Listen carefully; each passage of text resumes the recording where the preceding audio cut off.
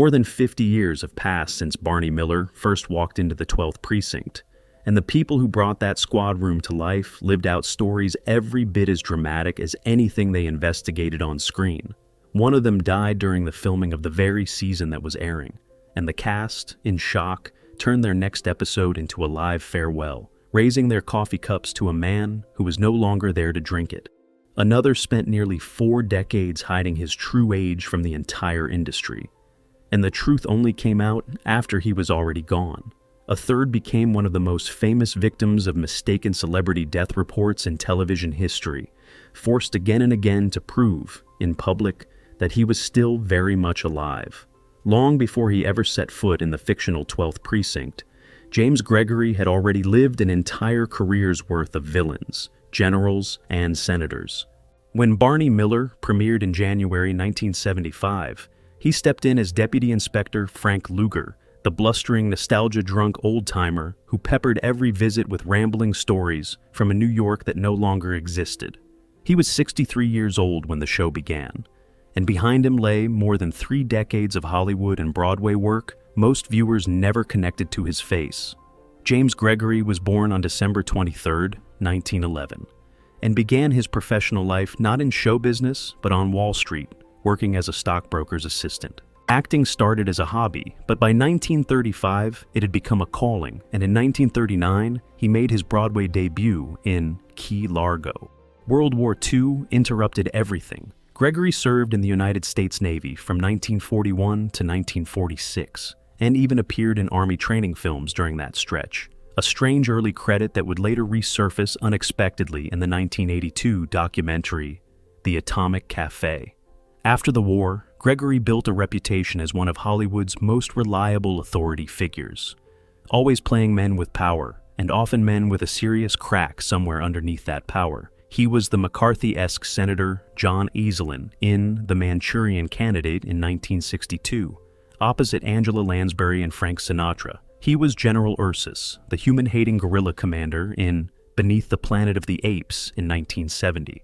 He appeared in nearly 24 Broadway productions, including a run as Biff in Death of a Salesman, and worked steadily across westerns, war films, and crime dramas for the better part of 2 decades.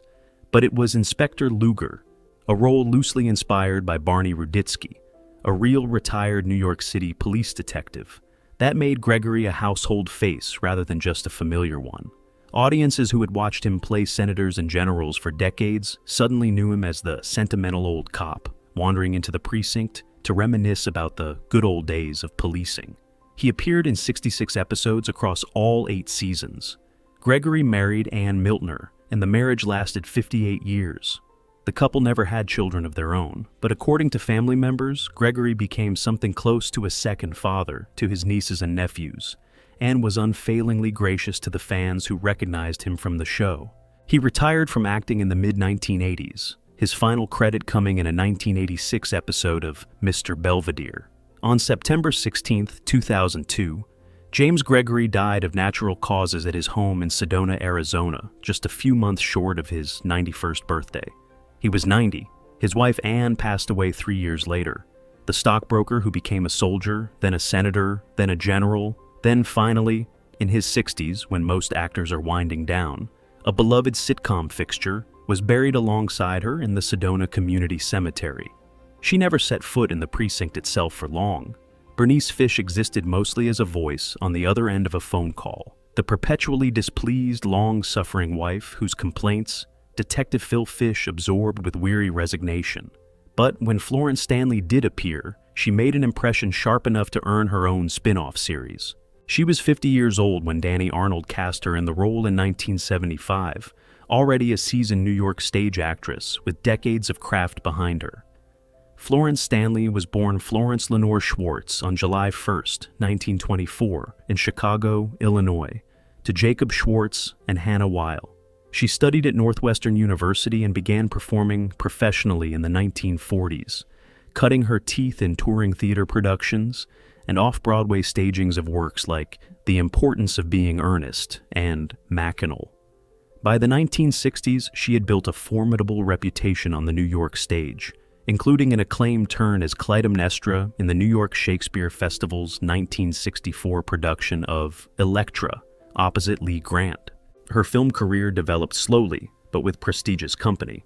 She appeared in Robert Mulligan's Up the Down Staircase in 1967, and director Mike Nichols personally sought her out for small but memorable roles in The Day of the Dolphin in 1973 and The Fortune in 1975, working alongside Warren Beatty and Jack Nicholson. That same busy year, Danny Arnold brought her onto Barney Miller as Bernice, the wife whose exasperation with her husband's job, and his hemorrhoids and his general gloom, became a running joke that audiences adored. The character was popular enough that when Abe Vigoda's fish retired from the police force in the show's 4th season, Stanley followed him into his own spin-off, Fish, which ran for 2 seasons beginning in 1977. After the show ended, Stanley continued working steadily for nearly 3 more decades. She played Judge Margaret Wilbur on My Two Dads, appeared in numerous guest spots including Malcolm in the Middle and Dharma and Greg, and lent her distinctively gravelly voice to Wilhelmina Packard in Disney's animated feature Atlantis: The Lost Empire in 2001. Florence Stanley married Martin Newman, and the couple remained together until her death. She continued to work almost until the very end. Her final film, Down with Love, was released in 2003, the same year she died. On October 3, 2003, Florence Stanley died in a California hospital from complications of a stroke. She was 79. She was survived by her husband, 2 children, and 2 grandchildren. A working actress in the truest sense, right up to her final year. If Barney Miller gave the world one enduring image, it might be Nick Yemana's terrible coffee, a running gag so beloved that Smithsonian's National Museum of American History eventually acquired his prop coffee mug for its permanent collection. Jack Sue brought a laid-back, deadpan wit to the role that made Yemana one of the show's most quietly beloved characters. He was 57 years old when filming began, and his life before that moment had already taken him through history most of his co-stars could barely imagine. Jack Sue was born Goro Suzuki on October 28, 1917, not on land but aboard a ship crossing the Pacific, as his Oakland-based parents traveled toward Japan, hoping their first son would be born there. He grew up in Oakland, California, the son of a tailor father and a dressmaker mother, and graduated from the University of California, Berkeley, with a degree in English. Then came Executive Order 9066. Along with tens of thousands of other Japanese Americans, Sue and his family were forcibly relocated, first to the Tanforan Assembly Center, then to the Topaz War Relocation Center in Utah. Fellow internees remembered him as a camp favorite, a singer and entertainer who helped lift spirits inside the barbed wire. He eventually enlisted in the U.S. Army and served in Italy with the legendary 442nd Regimental Combat Team, the most decorated unit in American military history. After the war, knowing that American audiences of the era would not readily accept a performer using a Japanese name, Suzuki adopted the stage name Jack Sue, sometimes billing himself, with characteristic dry humor, as the Chinese Bing Crosby. His breakthrough came on Broadway in the Rodgers and Hammerstein hit Flower Drum Song in 1958, a role he reprised in the 1961 film version.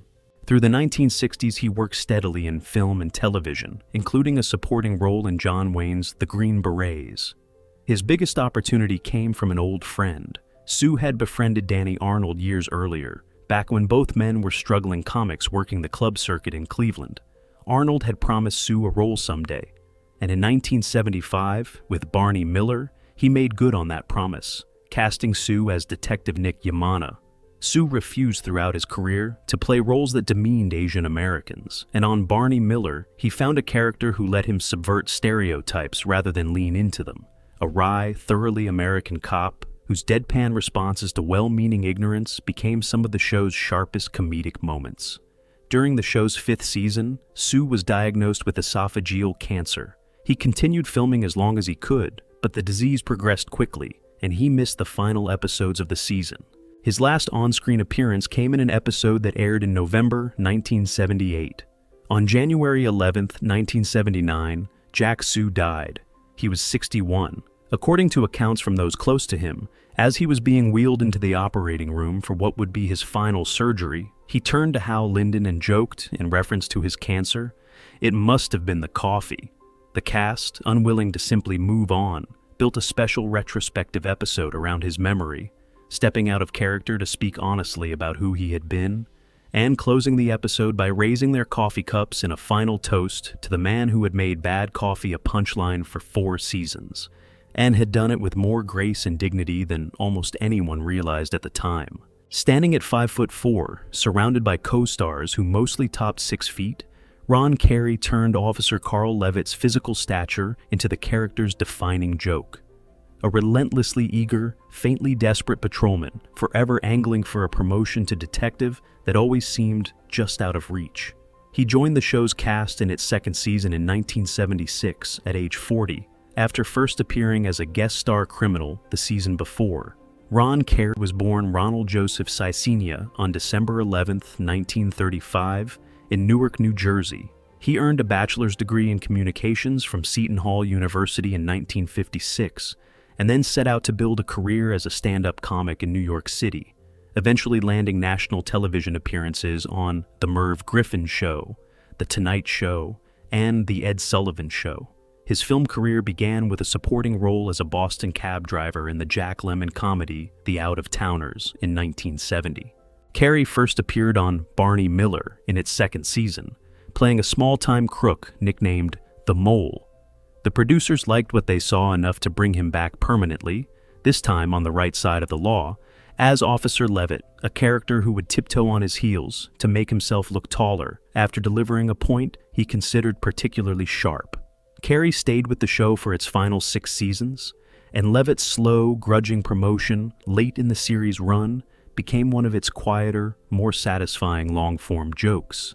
During the same period, Carey became a fixture of Mel Brooks's informal comedy troupe, appearing in Silent Movie in 1976, High Anxiety in 1977, and History of the World, Part 1 in 1981. He also took on a substantial dramatic comedic role as Dom DeLuise's unsympathetic brother in Fatso, directed by Anne Bancroft, Brooks's wife. Off-screen, Carey appeared in dozens of national commercials over the years, and took evident pride in his identity as a character actor rather than a leading man.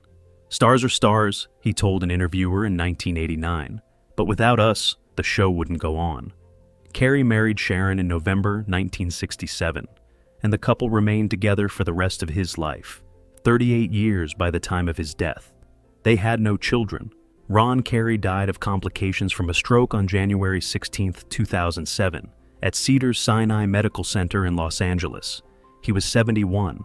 For 35 years, Steve Landesberg told the world he was younger than he actually was. A quiet deception so thorough that, when he died in 2010, most obituaries confidently reported his age as 65.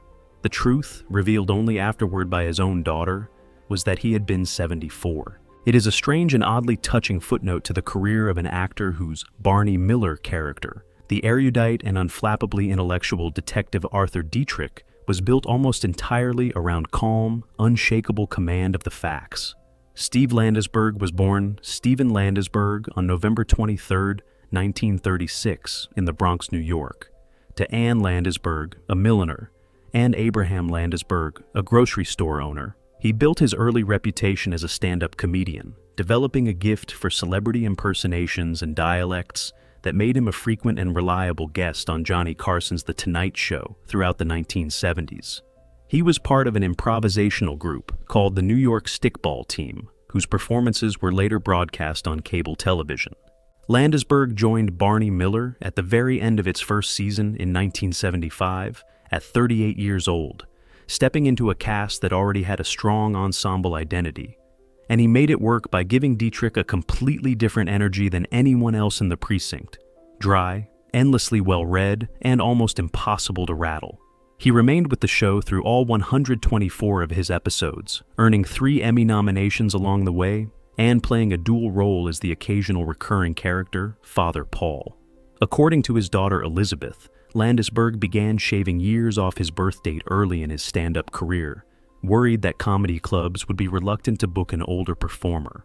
He got kind of a late start in show business, she later explained, so he tried to straddle the generations. He fooled the whole world.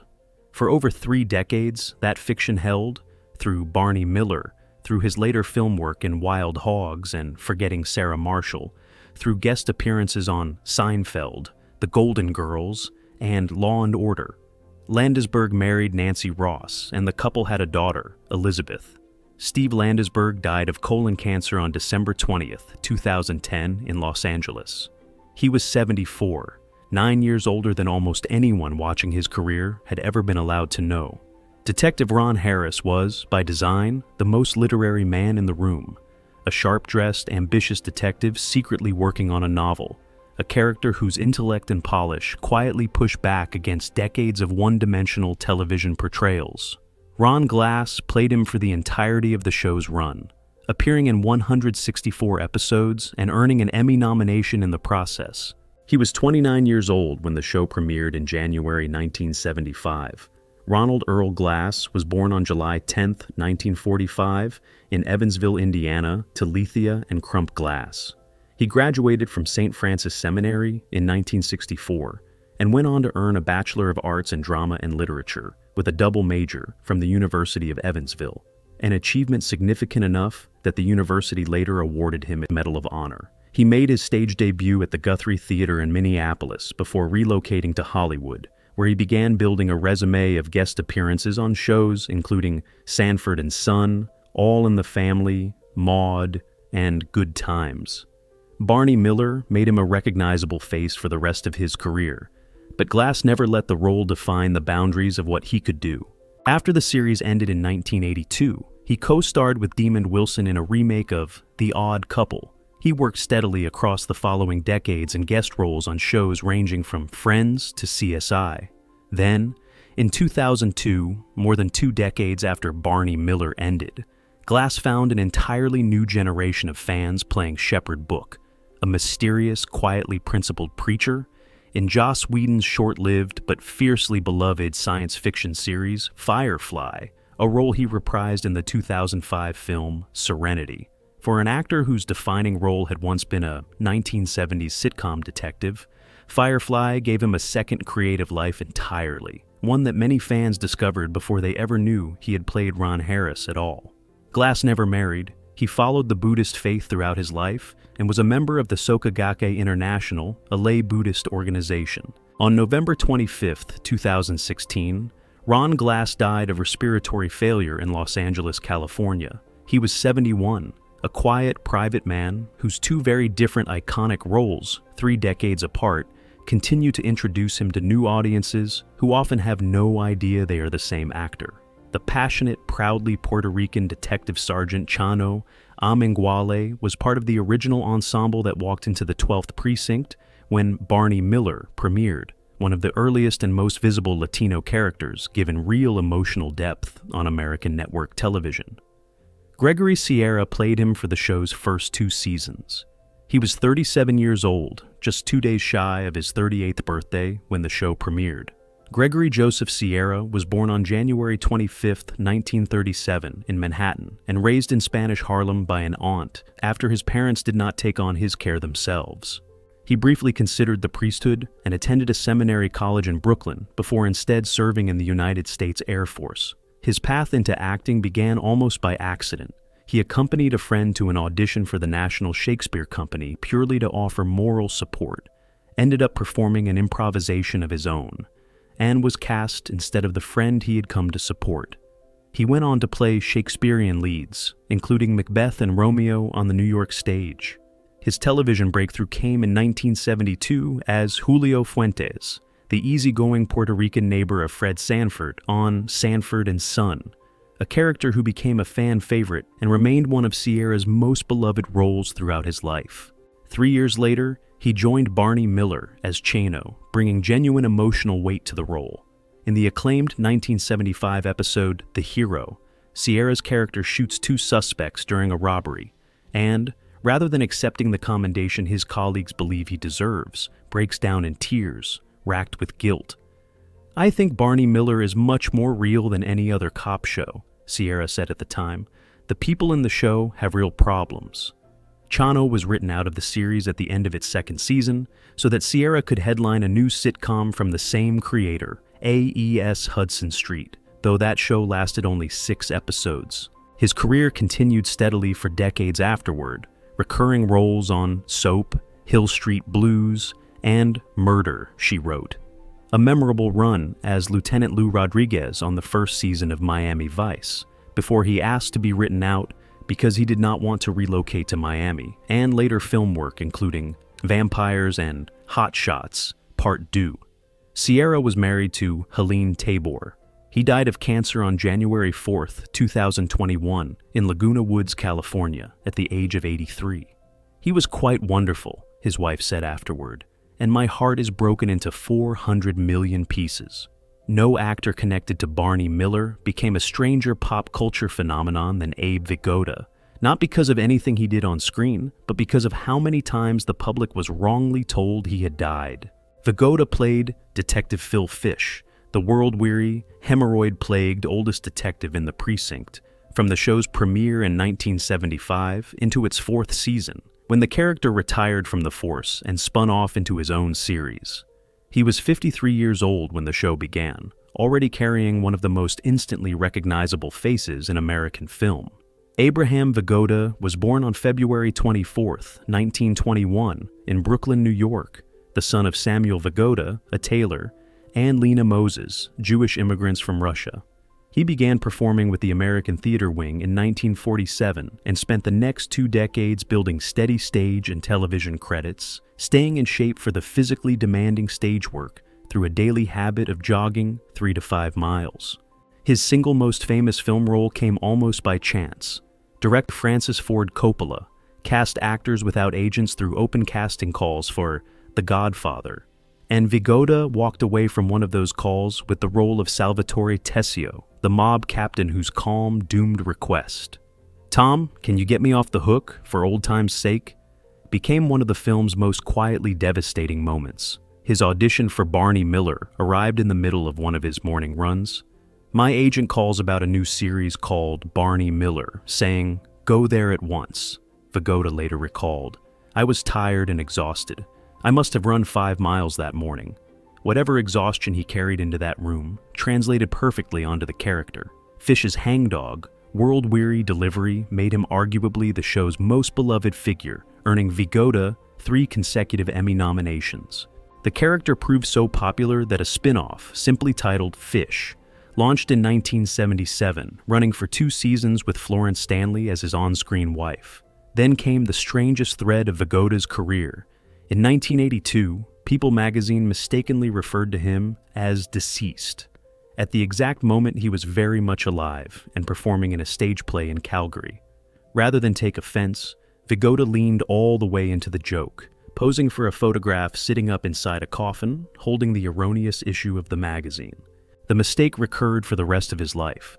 A 1987 news broadcast referred to the late Abe Vigoda.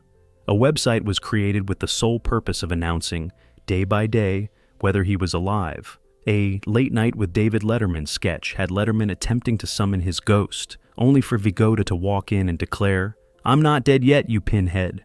He appeared in a beloved Snickers commercial with Betty White during the 2010 Super Bowl, played Otis the Fry Cook in 1997's Good Burger, and was even referenced by name in a Fish song after being revealed inside a furry costume on stage at one of the band's concerts.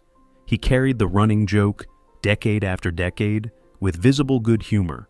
Vigoda was married to Beatrice Shai from 1968 until her death in 1992, and had a daughter, Carol. On January 26, 2016, exactly 1 month before what would have been his 95th birthday, Abe Vigoda died in his sleep at his daughter's home in Woodland Park, New Jersey, having gone there to escape a blizzard. He was 94. This time, for the first and only time, the reports were true. She was not even the first actress to play Barney Miller's wife.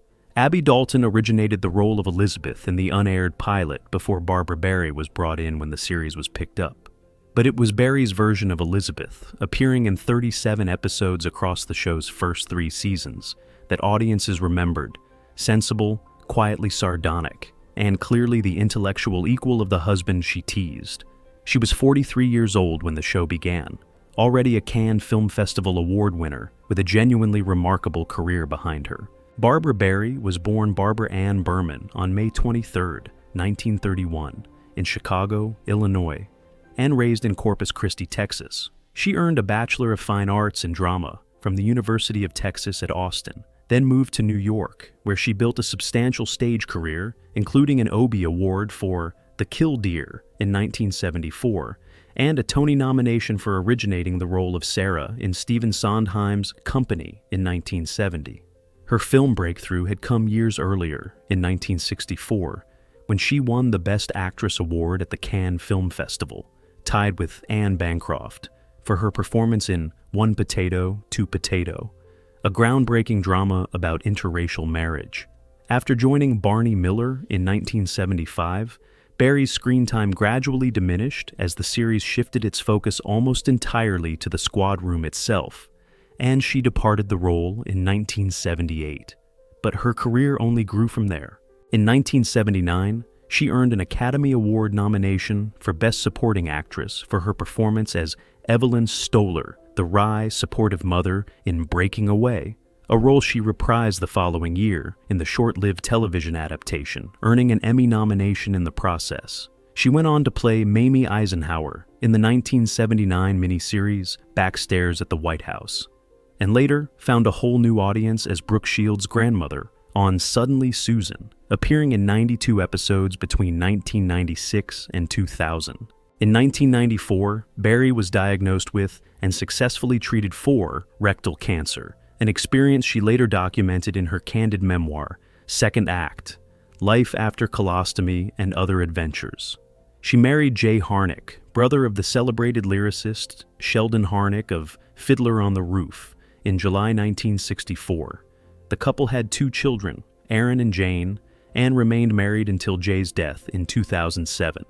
Barrie also became an accomplished author of young adult fiction, writing the novels Lone Star and Adam Zigzag. Today in 2026, Barbara Barrie is 95 years old, one of the last surviving original members of the Barney Miller cast, and a rare performer whose Cannes-winning film debut in 1964 and her Emmy-nominated television work 6 decades later somehow belong to the very same remarkably long career.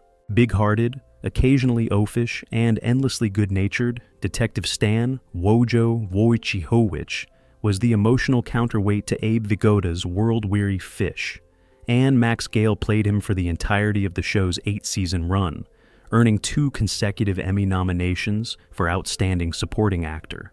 He was 31 years old when the show began, relatively early in a career that would eventually stretch across 5 different decades. Maxwell Trowbridge Gail Jr. was born on April 5, 1943, in Detroit, Michigan, and raised in Grosse Isle, Michigan, alongside a twin sister, actress Mary Gail, and another sister, Emily. He earned a Bachelor of Arts from Williams College and a Master of Business Administration from the University of Michigan, and worked for a time as an instructor at the University Liggett School before deciding, relatively late, to pursue acting seriously. His breakthrough came in 1970 when he originated the role of Chief Bromden in the original stage production of One Flew Over the Cuckoo's Nest in San Francisco, reprising it in New York 3 years later. Barney Miller arrived soon after in 1975, remarkably early in his professional life. After the show ended, Gail transitioned to film, starring in the cult comedy DC Cab in 1983. He continued working steadily across television and film for decades. Guest appearances on shows including Quantum Leap, Murder, She Wrote, The Drew Carey Show, and NCIS, and directed several episodes of Barney Miller himself during its original run. Off-screen, Gail became deeply involved in social and environmental justice work, running his own production company, Full Circle, which produced documentaries on subjects including Agent Orange exposure and Native American issues, and developing programs that brought inner-city youth up to Ojai and Pine Mountain to participate in Native-led sweat lodge ceremonies. His personal life carried real loss alongside real renewal. His first wife, Willie Beer, died of cancer in 1986, a loss that reportedly inspired Gail to narrate the alternative medicine documentary, Hoxie, When Healing Becomes a Crime. He later married Nan Harris in 1989. The couple separated in 2000 and share 2 children. He has been in a relationship with Chris Cole since 2007. Remarkably, Gail found a genuine late career triumph decades after Barney Miller ended. Beginning in the 2000s, he took on a recurring role as Mike Corbin on the long-running soap opera General Hospital, and in 2019, and again in 2021, he won the Daytime Emmy Award for Best Supporting Actor for that very performance. Today, in 2026, Max Gail is 83 years old, and by every account remains active, engaged, and still deeply committed to the causes he has championed since his own youth. And finally, him. Without Hal Linden, there is no Barney Miller, no weary, dryly funny captain, holding together a squad room full of outsized personalities with nothing but patience, wit, and quiet moral seriousness. Linden earned 7 Primetime Emmy nominations for the role and never won a single one, a fact he later discussed with genuine, good-humored philosophy rather than bitterness. He was 43 years old when the series began, arriving in television relatively late after a full career on the Broadway stage. Hal Linden was born Harold Lipschitz on March 20th, 1931, in the Bronx, New York, the son of Charles Lipschitz, a grocer, and Frances Rosen. Music came first. He studied classical clarinet as a teenager, graduated from the High School of Music and Art in Manhattan, and spent the better part of a decade performing as a big band musician, playing dance halls and even being invited to tour with bandleader Sammy Kaye before he was drafted into the Army, where he entertained troops as a singer. After his discharge, he trained in voice and drama at New York's American Theater Wing, and by 1958, he had made his Broadway debut in Bells Are Ringing. Linden spent the 1960s building a substantial Broadway career, culminating in a Tony Award for Best Actor in a Musical in 1971 for his performance as Mayor Rothschild in The Rothschilds. That Broadway success eventually opened the door to television, and in 1974, he was cast in a pilot for a new ABC sitcom about a New York City police precinct captain, The Life and Times of Captain Barney Miller. The pilot went unsold in its first attempt, but a retooled version launched the following year as simply Barney Miller, and it became, by nearly every measure, one of the most acclaimed sitcoms of its era, ultimately winning 3 Emmy Awards, 2 Golden Globes, and a Peabody Award. During the same years, Linden also hosted 2 ABC daytime programs, Animals, Animals, Animals, and FYI, winning 2 Daytime Emmy Awards for the latter, and starred in his own 1979 primetime variety special, showcasing his musical roots. When Barney Miller ended its run in 1982, Linden was reportedly the producer's first choice to lead the medical drama St. Elsewhere, but he turned down the role without even reading the script, wanting a genuine break from series television. The role went instead to Ed Flanders. Linden returned to television in 1986 with Black's Magic, performing many of the show's on-camera magic tricks himself, and continued moving fluidly between Broadway, national tours, and television guest spots for decades afterward, including runs in I'm Not Rappaport, Cabaret, and The Sisters Rosenzweig. He also revived his music career in earnest, touring with a cabaret act and releasing his debut album, It's Never Too Late, in 2011. Songs he had recorded decades earlier and shelved, finally finished on the advice of his tour booker. Linden married dancer Frances Martin in 1958. They remained married until her death in 2010 and had 4 children together. He has served as the national spokesman for the Jewish National Fund since 1997, and in 1984, he carried the Olympic torch through a portion of its Los Angeles route. Today, in 2026, Hal Linden is 95 years old, and he is, remarkably, still performing. As recently as late 2025, he appeared in a live stage reading of A.R. Gurney's Love Letters alongside Barbara Eden, decades after the character that first made his name walked away from television for the last time. The Bronx-born musician who became, almost by accident, one of the most beloved captains in American television history is still, by every account, showing up for the work. There it is, an entire world that existed just behind the doors of the fictional 12th Precinct.